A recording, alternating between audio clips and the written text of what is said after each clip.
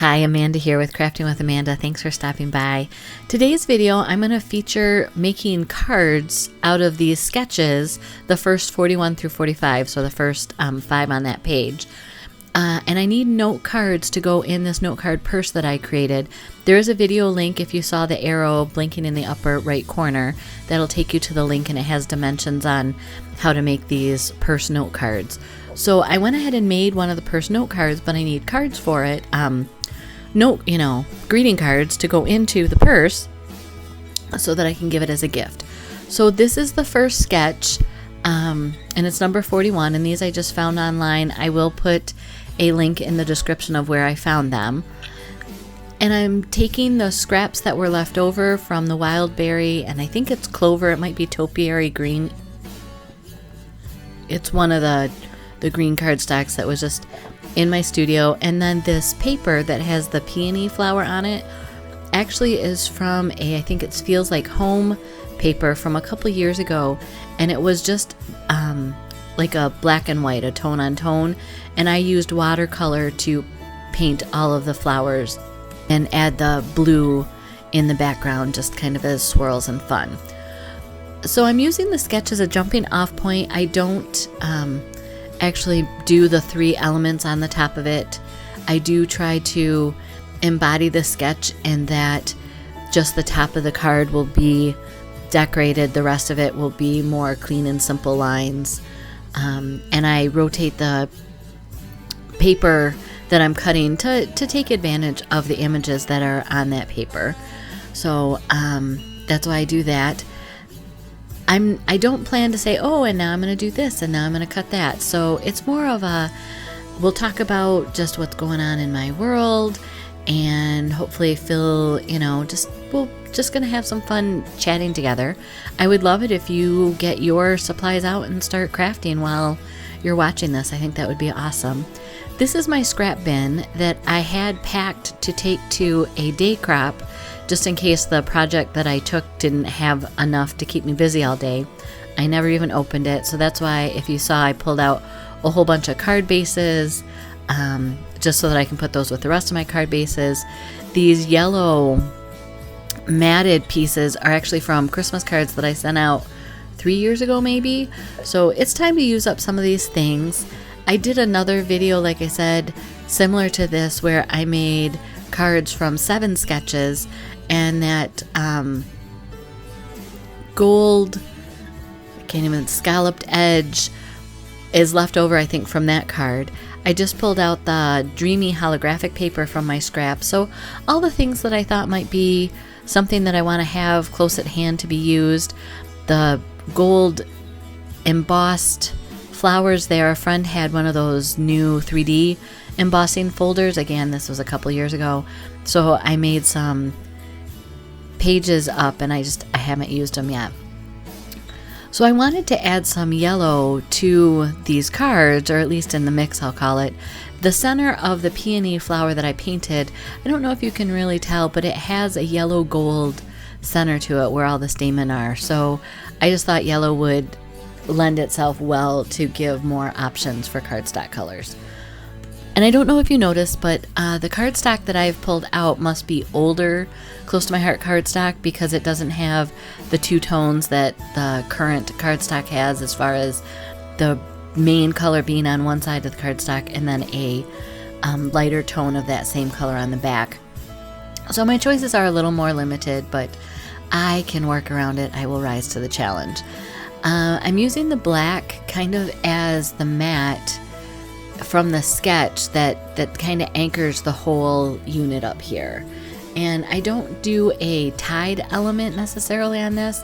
I think I end up grabbing a punch and doing a scallop border as my tied element. So just, I don't know if you've ever struggled with this, but for me, sketches, when people are like, oh, I made this card from a sketch, and you can barely tell that they followed the sketch at all, and that always bothered me. I'm like, how is this following the sketch? Well, as I'm throwing away some of my rules as far as, well, it's got to look exactly like this, and it has to have those 3 circle elements, and more of I'm embracing the feel of the sketch, one of the elements in it, let's say. So the element I'm embracing is there's a top section that is surrounded by a full piece. There's a element that goes across the bottom of that. So that's what I'm doing with the wild berry. And I'm having fun with it. I really am. I'm using up these scraps. I'm making progress towards some fun Christmas gifts. And my husband is now working on a unusual shift. It's not really a second shift. He leaves here, let's say around 11:30 in the morning, and he's not getting home until close to midnight. So we're not getting to spend a whole bunch of time together because there's still some morning meetings sometimes, or that's when he's scheduling some of his other appointments and errand running. So doing these kind of cards is what's filling my evenings. It's also December, so I am getting out Christmas decorations and putting them on the trees. And yes, I do have multiple trees in my house, and this is the first time that I've had that for many, many years, and I'm very excited about it. And one of the coolest things that came out of this is I had a Princess House crystal nativity set that I had got when a high school friend was a Princess House representative, asked me to host a party. I'd never heard of it. I said yes. As part of my hostess rewards, I got this nativity set, and I've always loved nativity sets. So anyhow, I thought I had lost it 18, 19 years ago when we moved from downstate up to the farm. Lo and behold, it has revealed itself, and I'm very excited to set that up. In fact, when I get it set up, I will make sure to post it on my Facebook page, Crafting with Amanda and CTMH or something like that, close to my heart maker. But I will also put it on the community section of the YouTube channel so that if you're not on Facebook, you can still see that. Because I'm very excited. We had a whole box system set up where we could put lights up into the shoe boxes, and then it's all covered with sheets, and yet the crystal is all lit with, it's cool. It's probably, going to be harder to set up this year because I haven't set it up in so many years, and it might be, not as awesome as I remember because, again, it's had 15 years plus in a box. So we'll see how that goes. What else is going on in our world? Oh, so as I am going through these Christmas ornaments and boxes, which I'm very excited by because there's, like I said, ornaments that I haven't seen in 18 plus years, and they bring back lots of memories. We know that we're going to be moving next year from California to Florida, and so it really changes the perspective on what I'm keeping or what I really need to have. And when we moved out here, I didn't want to throw out any of the decorations because, well, you just never know what's going to fit in the next house. And at the farmhouse, we really only had one Christmas tree set up, and this house is not big. It's 1630 square feet, so it's not a huge house by any means. But I still have enough room to set up 2 Christmas trees, and there's a Christmas, a small 3-foot Christmas tree in my studio. So I just really like the spirit of Christmas year round, of that love, really, and gift giving, and that, as a Christian, Jesus was born to save me. I like all that is involved. And the music of Christmas is also phenomenal. So just jumping back to what's going on screen now, this gold scalloped edge that you see that I put on the back of that yellow matted paper, I cut it in half so that I could use it on the 2 cards, and I didn't cut it exactly even, but as long as there was enough to get the glue to stick to the back of the card, that's all that matters. So I really do like making cards from scraps and having a sketch to kind of give me inspiration and direction. Sometimes you can just do it off the top of your head, and sometimes it's just nice to, have a direction to go in, and it helps me look at my scraps a little differently. So I don't know if you guys do that, I would love to hear that. If, sketches are a intimidation to you because you never feel like you can do exactly what is on the sketch, I'd like to hear that too, because maybe I can help tell you how I overcame my barriers and my rules of it's got to look exactly like the sketch. I think this kind of meets the feel a little bit. I'm not exactly, but we have the scalloped edge along the right edge. So this is a square card, and I'm not doing a square card. I'm only doing the same size cards. These are, I would call them response, kind of to an invitation size. I think they're like 5 1/4 by 3 3/4. So just a nice little size. And I'm trying to emulate these strips that are in the background. And then I like clean lines, so some of these sketches really speak to me. I think the next sketch I really struggled with, but these diamond pieces, I want to say were from a layout that I did, and I had to learn how to cut diamonds, and I wasn't sure at first if they were truly diamond shape, like if they were actually the side and the top point, top and bottom point and the side 2 points were in alignment, and they are. It's all good. So I decided to frame one of the peonies with a black mat, and that's going to get popped up on that diamond, and just really kind of paying homage to the feathers that are on the circle element. And I would always have to find a circle instead of a diamond, or if it had a circle, I had to find, use that. Well, in one of the other cards coming up, I actually used a square instead of a circle. Oh my.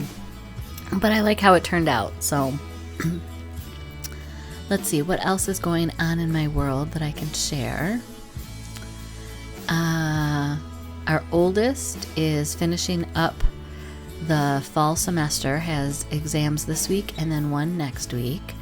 Our youngest is done with school on Thursday, or next Thursday, so he's very excited that, it's less than his 2 hands worth of days of school until he gets a full 3-week break.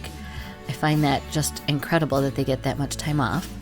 I also, I know what I forgot. I forgot to tell you that this is a longer video, but that doesn't mean that you can't speed up the playback. YouTube allows you to do the playback ×2 or whatever, and my hands will be moving awfully fast, but you could at least see what I'm doing. And if you want to get out your supplies and start scrapping and pick one card sketch that speaks to you, by all means go for it.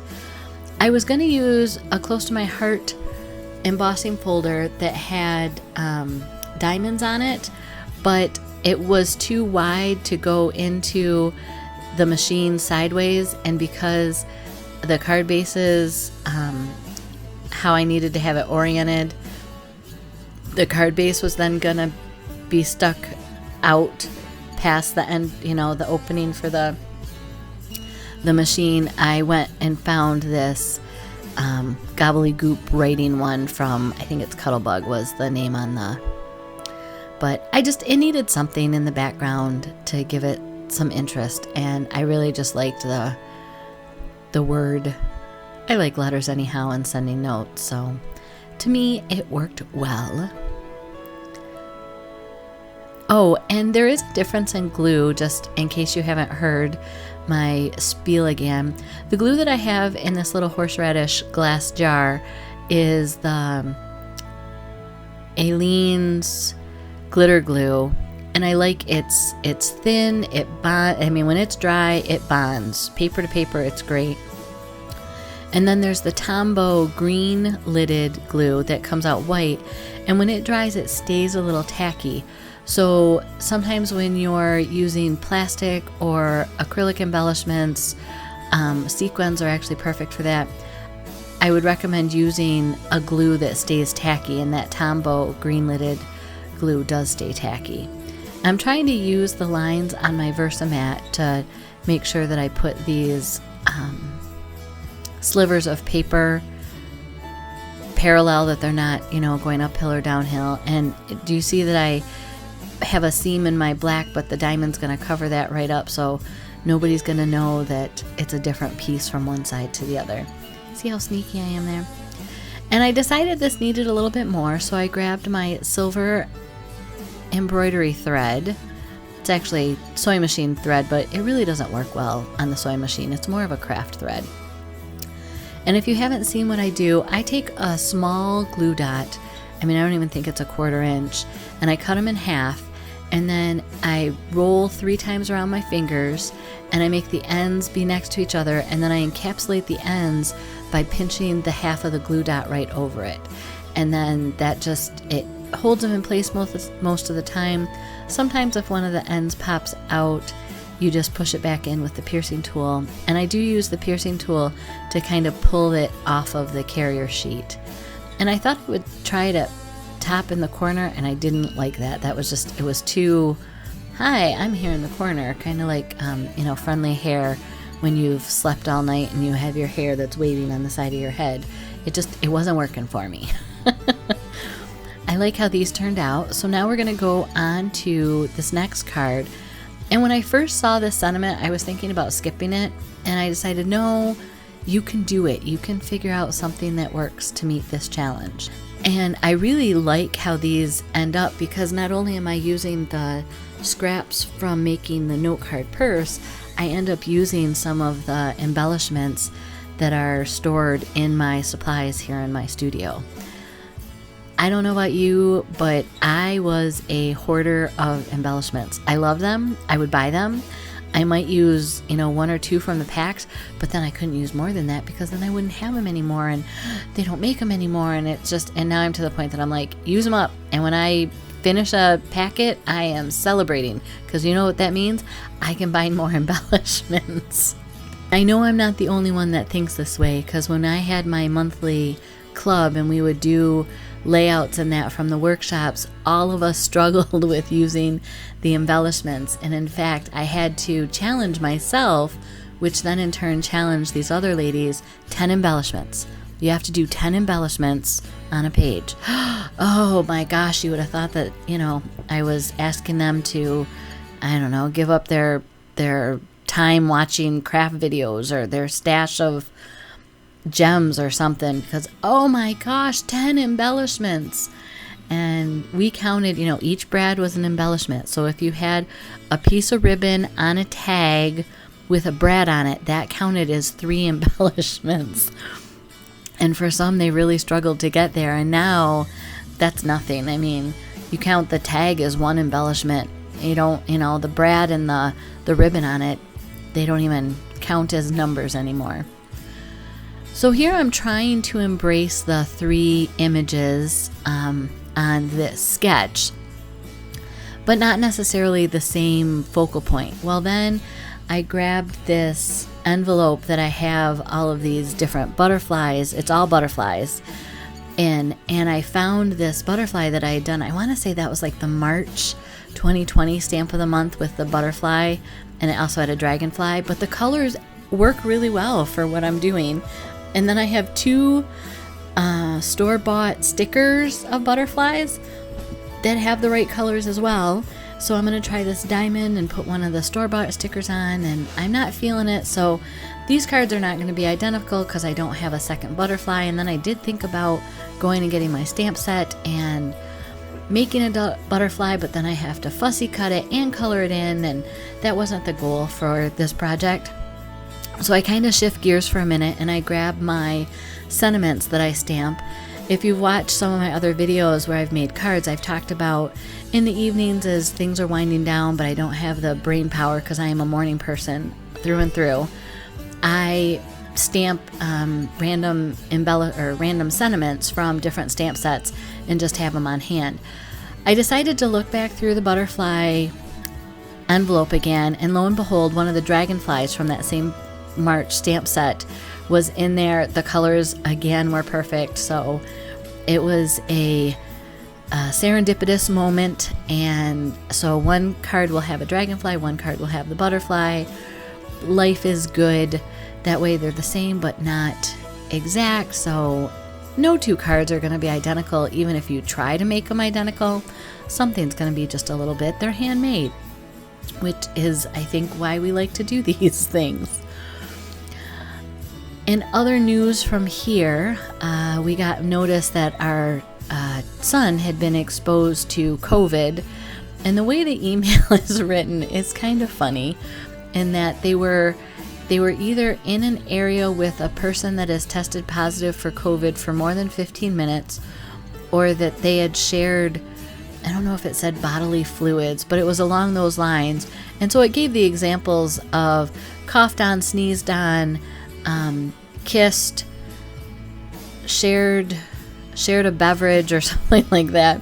So I'm talking to our 12-year-old this morning before he goes to school, and he's fully vaccinated, and we don't have COVID. We have a cold going around our house, which I think you know about, but our oldest got tested to make sure that it wasn't COVID for us. We like to be sure. And so because he's vaccinated, our 12-year-old is vaccinated, and we already ensured that this cold, and he's over it. He was the first to get it. He's the first to get over it. So he has no symptoms. I sent him to school. We meet the guidelines for the exception. But as I was telling him that he met the guidelines for the exception, I was saying, so yeah, it said here that you could have been exposed through this and this. And I said kissing. And of course, then older brother and dad are like, well, who are you kissing? What are their name? Come on. And he's getting embarrassed and walking out of the room. So we had a little bit of family teasing fun this morning, and it all worked out well.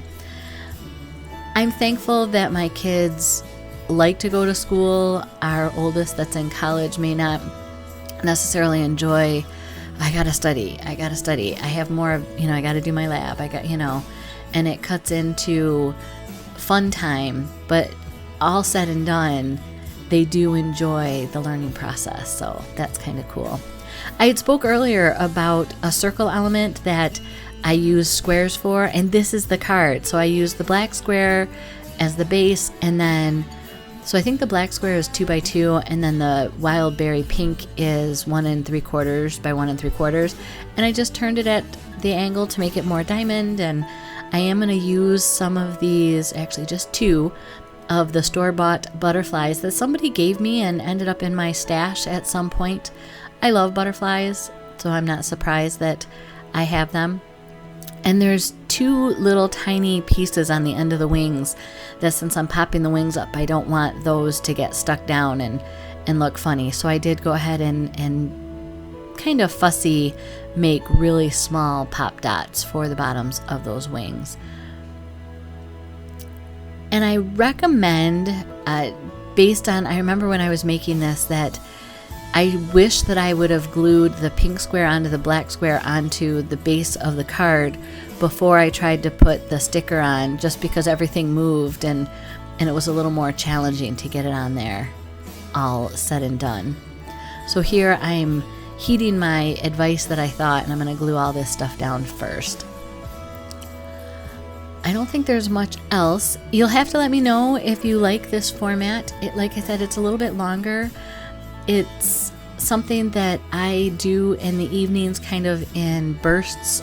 So I try to make a card from beginning to end before I, let's say, go and prep dinner. But they're kind of in sections, so it may not be as smooth, or the transitions may not be as nice as they've been lately. So you'll just have to let me know what you think of this style. I kind of enjoy watching other videos where the sketch is on the screen and I can see where they're going with it, and I can actually, in some senses, go, oh, I would have gone the other direction with that striped paper that they were trying, and things like that. I've also started adding music from the, what's it called, royalty-free music is playing underneath my voiceover, just as something soothing in the background. Hopefully it's not a bother. Again, if you want to give me some feedback on that, I'll know how to proceed for the future. One more thing that I'm really excited about that just kind of happened yesterday and today is I came up with this idea of doing a challenge where I would send pieces, parts, kind of like these scraps, to another maker, and then they would create a card out of what I sent them, and I would create a card out of identical pieces, and then reveal on the same day kind of what we created with the same components. So I asked the other gals in Makers with Heart if they had any interest in it.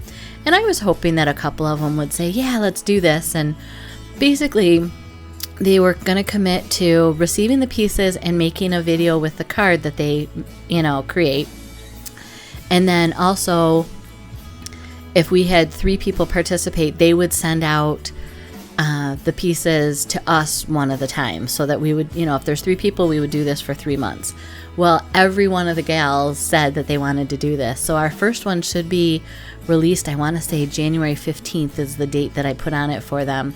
So I'm going to get some components out from a paper pack, and also from, I'll do some Cricut cuts and kind of set up some guidelines for January's inaugural challenge. But I'm really excited to see what they come up with.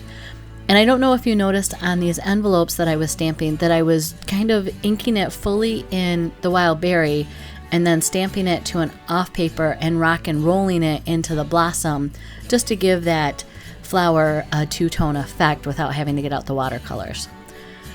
So there is the cards in the purse.